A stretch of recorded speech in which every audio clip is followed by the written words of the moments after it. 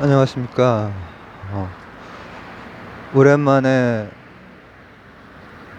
당일 찍는 영상을 어, 이 올리려고 지금 이제 찍고 있습니다. 오랫동안 좀 못 찍었고 다 이제 뭐 예전 영상들 뭐 몇 달 전이나 또 한 2년 전이나 그때 영상들로 올리다가 오늘은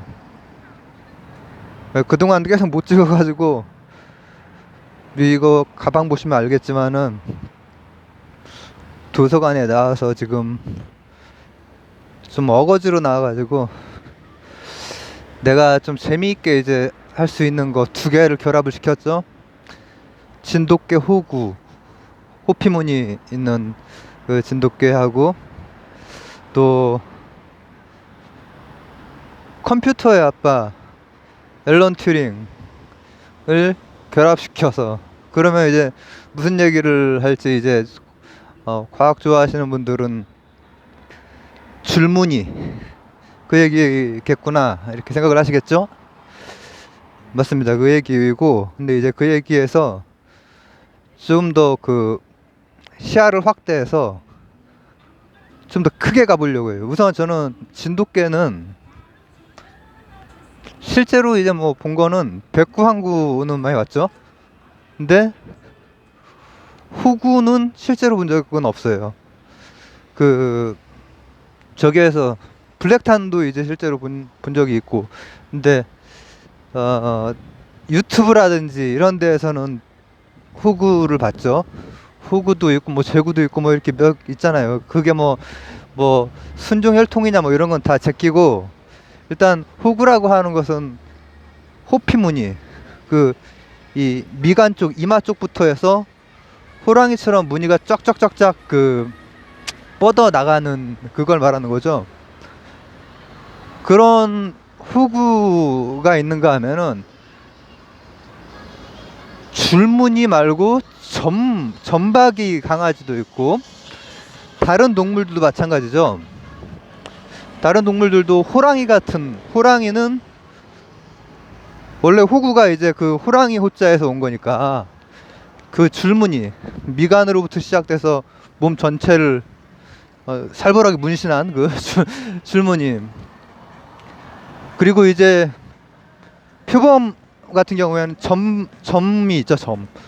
점으로 되어 있죠. 그 예전에 그 G.O.D의 그 나 33살이에요 했던 그 사람이 머리 염색 점무늬로 했잖아요. 그 호피처럼 아니 호피가 아니지. 그러니까 저 표범처럼 머리를 제 친구도 그걸 똑같이 한 적이 있는데 안 만난 지 오래됐습니다. 그 친구가 너무 거칠어가지고 어 근데 이 오늘 그 얘기는 뭐냐면은 왜 이 동물들은 무늬가 어떤 것들은 무늬가 없고 사람 같은 경우에는 이게 지금 제가 지금 그 털이 많이 지금 있네요. 근데 이제 뭐 이렇게 털이 많이 있어도 어 털이 이제 단색으로 이제 있고 나이가 들면서 이제 조금씩 하얀색으로 변할 뿐이지 무늬를 이뤄서 색깔을 띠지 않죠. 사람 무늬를 이뤄서 색깔을 띠는 사람을 본 적은 없는 것 같은데 근데 이제 동물들 중에서는 어떤 문양을 띠면서 색깔을 이루는 동물들이 많이 있죠. 그리고 원래 이제 개 같은 경우에는 이제 원래 늑대니까 늑대 같은 경우에랑 달리 개는 굉장히 다양하게 이제 분화가 되면서 어 다양한 무늬들이 나타나는 것도 있고 근데 이제 그것에 대해서 수학적으로 제가 예전에 치타에 숨겨진 수학인가 뭐 그 EBS에서 이렇게 했던 게 있어요. 그리고 또 영국 BBC에서 나온 어떤 그 수학 다큐멘터리에서도 수학이라고 하는 패턴을 잡는 이제 그 수학자가 이제 막 얘기를 하는 거죠. 그 패턴을 잡는 학문이다. 뭐 이런 얘기를 하면서 그게 예전에 이제 그 다큐멘터리로 다뤘을 때 흥미있게 봤거든요. 근데 재밌잖아요. 어떤 거는 줄무늬가 되고 어떤 건 전마위가 되고. 다큐멘터리는 다큐멘터리의 그 특성상 일정 수준보다 더 깊게 들어가긴 좀 어렵죠. 어려운데 어쨌든 그걸 보면서 뭔가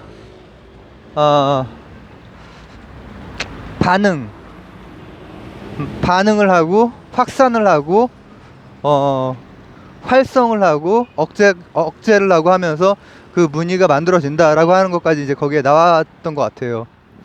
재밌게 봤고. 근데 이제 그게 사실은 어디서 나온 거냐면은 튜링이라고 하는 사람이 이게 그러니까 재미있는 게 뭐냐면은 제가 이제 거의 이제 벌써 1년 다 돼가는 저번 겨울에 요한복음을 맨 처음 할 때 태초에 말씀이 계시니라고 시작을 했거든요. 근데 그게 이제 그 헬라어로 보면은 태초에 말씀이 계시니라가 아르케하고 로고스, 아르케가 태초, 로고스가 말씀이에요.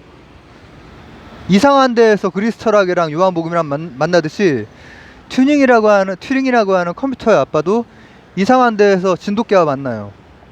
뭐냐? 바로 반응 확산 모델, 리액션, 반응 확산, 디퓨전 모델. 여기에서 이분 한 개인으로서는 굉장히 좀 불행한 삶을 산 분인데, 우리는 컴퓨터 할바로 많이 알고 있지만은 제가 초반에 이제 얘기했던 것 중에서 하나가 이분은 엄청난 수학자다. 힐베르트가 낸 난제 3개 중에서 하나를 해결한 분이고, 엄청난 수학자일 뿐 아니라 엄청난 암호학자, 애니그마, 연합군이 이제 독일을 깰 수 있었던 큰 공을 이제 이분이 세웠죠. 암호를 해독을 해서. 암호 해독하면 그냥 끝나는 거예요, 전쟁은. 근데 이제 그걸 했던 분인데, 이분이 논리적 컴퓨터 A머신도 만들었지만, 이분이 그 이후에 이제 그 생물학자들이 막 연구해낸 그 화학 반응에 대한 생물체에 있어서의 어떠한 화학 반응에 대한, 사실은 생물체뿐 아니라 물리화학적으로 우주에 있는 어떤 반응에 대한 활성, 억제에 대한 기본 틀, 기본 모델을 제시한 분이에요. 그게 이제 우리가 줄무늬나 전무늬 이런 것들을 이해할 수 있는 한 방식인데, 뭐냐?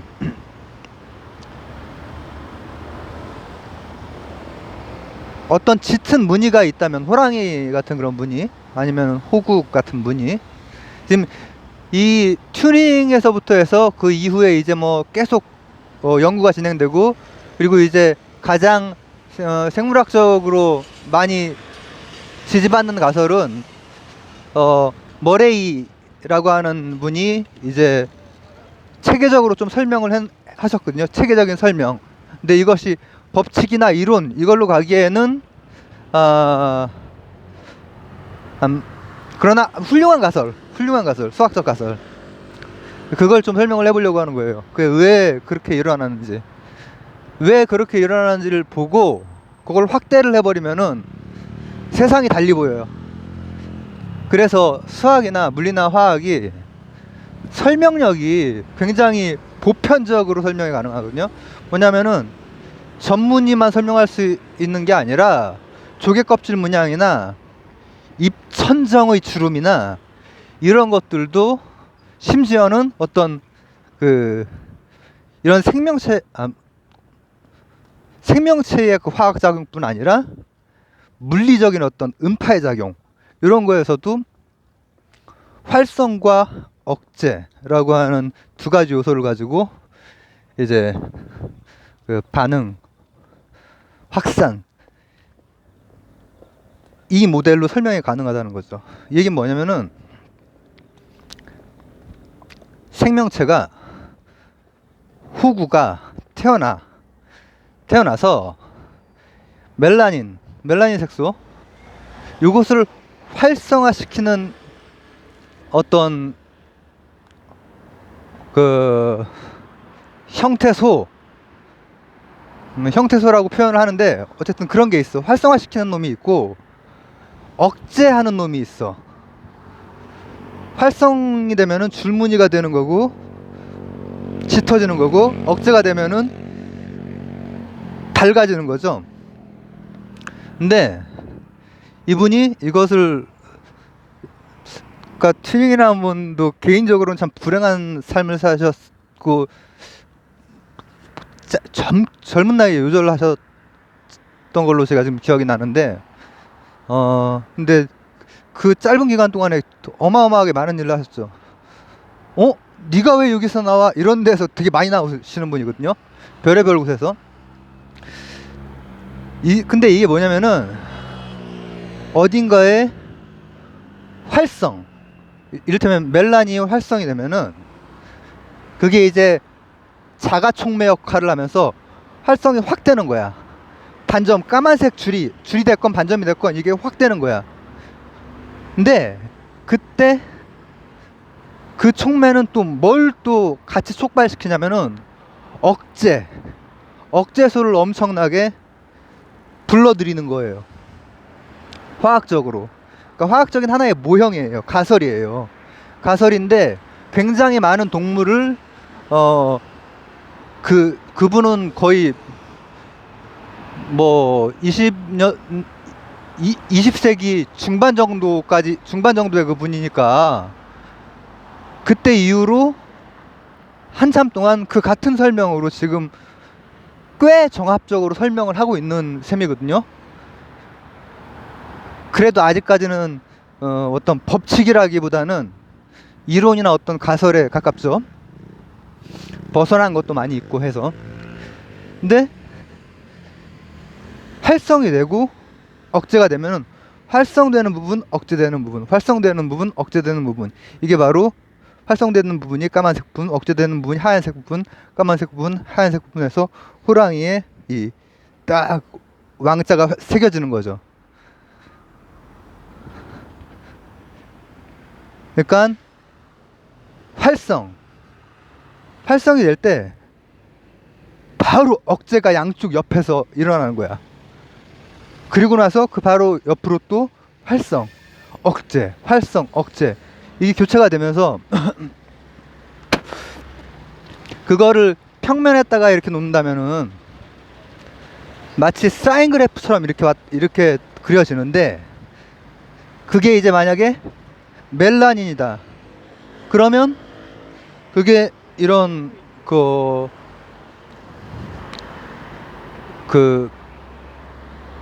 뭐라고 해요, 털에, 무피 이런 데에, 동물의 어떤 무피에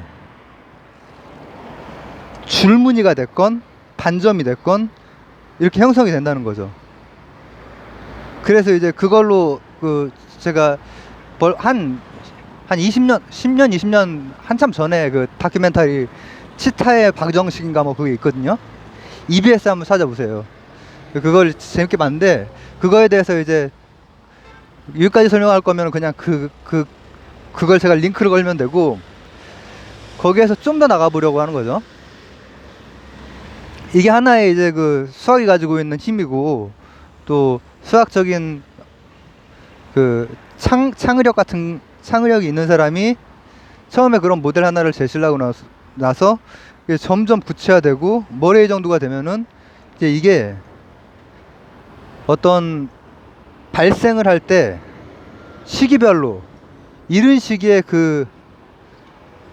어떤 형태소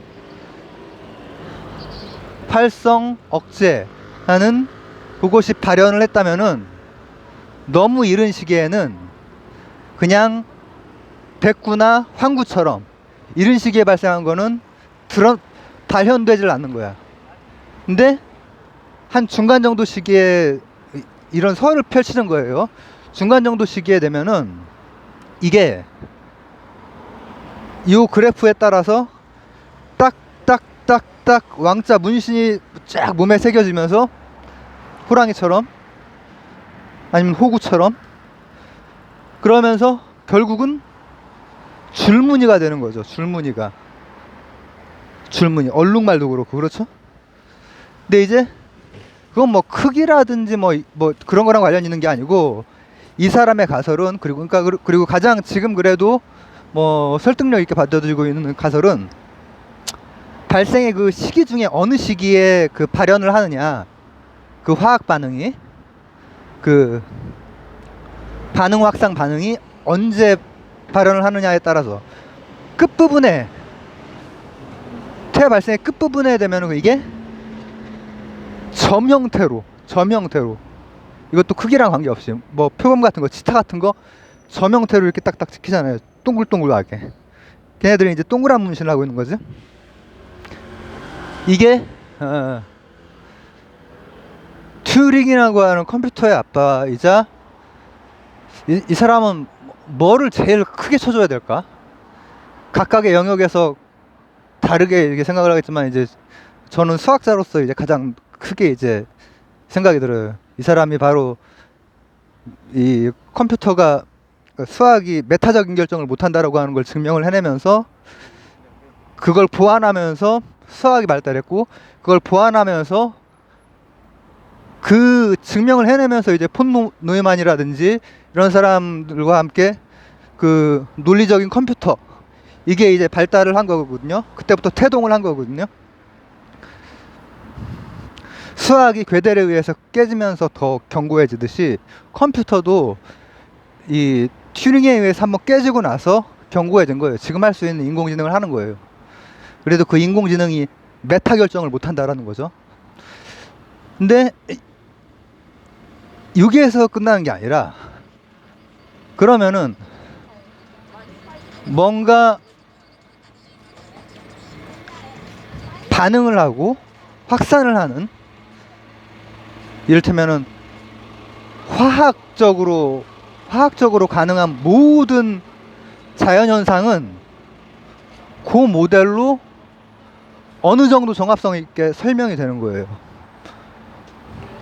어떤 생명체가 가지고 있는 아까 말했듯이 조개 껍데기가 가지고 있는 주름이라든지 아니면은 우리 입 천장의 이 뒤쪽에 주름이라든지 이런 것들도 다 화학적인 반응의 활성 억제가 이 그래프가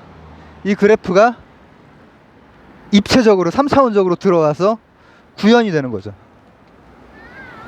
그러니까 이게 또 뭐랑도 한번 묶어서 생각을 해볼 수가 있냐면은 참 이상하다. 우리 그 자연의 동물들을 보면은 포식자들은 대부분 뭐 무늬가 있어. 근데 왜 이런 영장류들은 이제 인간은 무시무시한 종이 돼버렸지만은 나머지는 사실은 그 식육목이 아니란 말이죠. 대부분 초식하죠.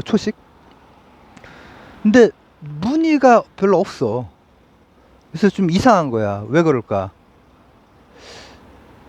그러니까 공격자의 입장에서는, 포식자의 입장에서는 이를테면 무늬나 이런 점이나 줄무늬를 통해서 이렇게 헷갈리게 잘 못 보게 해서 싹 공격을 하려고 다인의 그 자연 선택에 의해서 그런 놈들이 유전자가 퍼졌다.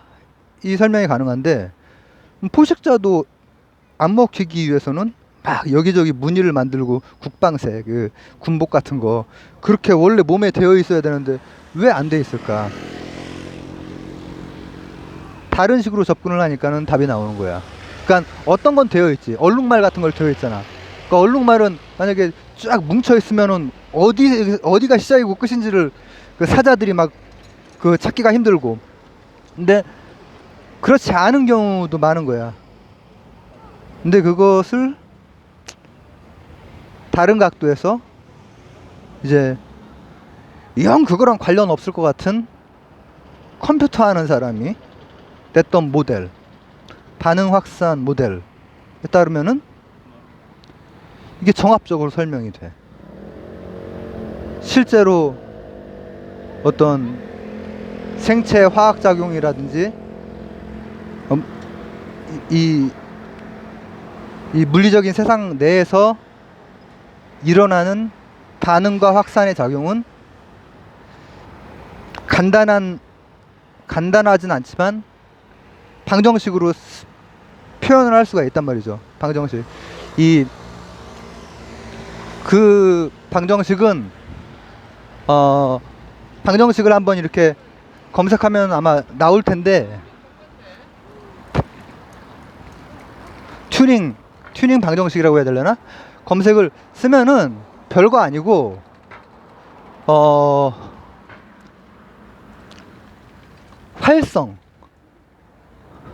활성소에 대한 농도의 미분식, 그리고 억제소에 대한 방정식, 미분 방정식, 이 두 개를 가지고 이 반응과 확산에 대한 식을 세울 수가 있어요. 그리고 그 식이 이제 튜닝 이후로 굉장히 정교해지면서 무늬들이 되게 여러 종류가 있잖아요. 그런 거에 대한 것도 하나씩 정합적으로 설명이 되는 거예요. 이 점, 선, 줄무늬, 그리고 점, 그리고 뭐 이렇게 교차되는 부분, 그리고 애매한 부분, 그리고 다 점인데도 불구하고 꼬리 부분이 왜 줄무늬인가에 대한 부분이 이 수식으로 설명이 되는 거죠. 그래서 오늘은 오늘 굉장히 오랜만에 지금 찍는데 노동을 하기 위해서 진짜 어떻게 막 할 수가 없는 상태에서 그냥 나와버렸습니다. 나오고 좀 책을 좀 보고 한 다음에 요게 튜링에 대해서는 제가 암호에서 말했고 컴퓨터에서도 말했지만은 가장 저는 이제 수학자로서 메타적인 결정을 할 수 있느냐, 이 문제를 못한다, 이 해답을 내는 사람이란 말이죠. 근데 이분이 그 치타의 방정식도 기본을 제공해 준 사람이야. 근데 그거에 따르면은 왜 그런 여러 가지 무늬가 동물들한테 있는지를 굉장히 정합적으로 설명이 돼. 법칙 이론 요 위치까지 가진 못했지만은 엄청난 아이디어였고, 그리고 비단 그것뿐 아니라 삼라만상에 있는 반응과 확산에 의한 어떤 무늬들,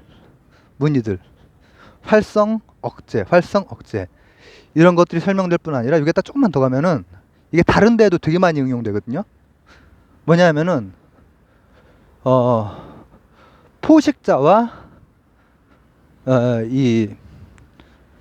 먹히는 놈들이 어떤 식으로 분포하느냐도 딱 그 반응 확산 방정식에 의해서 조절이 돼요. 그거는 이제 뭐 주로 어떤 걸로 설명하면, 늑대와 토끼의 그 관계도 마치 그 띠 모양처럼, 영역이 띠 모양처럼 그렇게 돼 버려요. 그래서 어떤 방식으로 수렴을 한단 말이죠. 그래서 이런 과학적 설명이, 이게 가설이긴 하지만 가지고 있는 힘은 굉장히 넓은 범위를 설명을 한다. 이 현대도 제가 여기에다가 그리스 자연철학자부터 2년 전에 시작을 했는데, 2년 전에 그 자연철학자 뭐 엠페도클레스, 데모크리토스 하면서 이게 지금 말이 안 되지만은 그때 당시에 설명력을 가지고 있었고 이론적으로 설명을 했다. 메커니즘을 설명을 했다. 이런 것처럼 지금 튜닝 선생도 그렇게 설명을 하고 있는 거예요. 그리고 우리가 그런 식으로 설명된 것 중에 그 하나인 그런 설명을 통해서 이제 나온 아이디어 중에 하나인 컴퓨터 그리고 지금 이런 기기 이런 것도 다 거기에 바로 맞닿아 있는 거죠. 맞닿아 있는 거죠. 오늘은 진돗개 호구와 컴퓨터의 아빠 튜닝에 대해서 오늘 영상으로 한번 찍어봤습니다. 요즘 근황은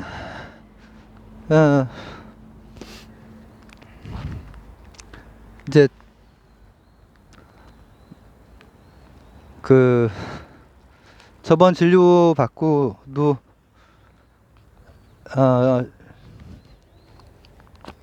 저번 진료 받고 나서는 이제 어떤 방향으로 일지를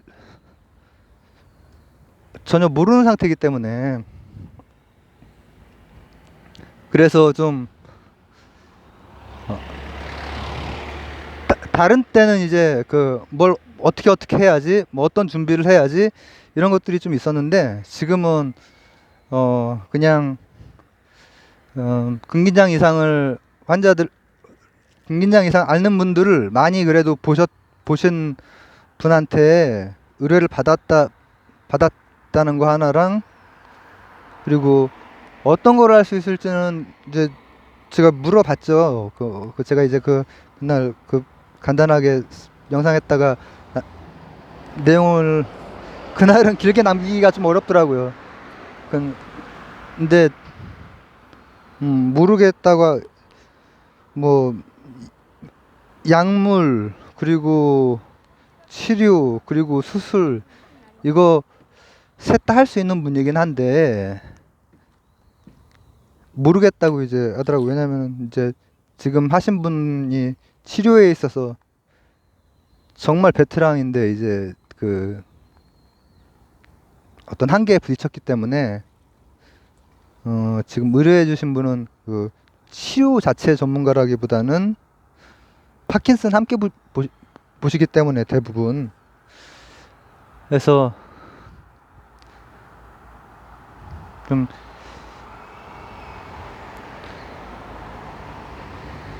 뭘 준비해야 될지 모르는 그런 상태예요. 그런 상태에서 마음을 그냥 잘 추스리고 있고 그리고 오늘과 같이 이렇게 좀 나와서 뭐 오늘 말고도 이렇게 나오기도 하고 했는데 책이 안 읽히더라고. 그냥 이제 알 수 없는 길을 이제 기다려야 되니까 잘 마음도 안 잡히고 하다가 오늘은 어거지로 막 내가 좀 흥미를 막 스스로 막 재밌어 하면서 머릿속에 생각을 해내고 관련된 그런 것들을 좀 이렇게 학습하고 하면서 그러고 왔습니다. 나온 지 한 2시간 전에 나와가지고 한 2시간 동안 그 작업을 한 다음에 이 영상으로 이렇게 오늘 영상을 찍고 마무리합니다.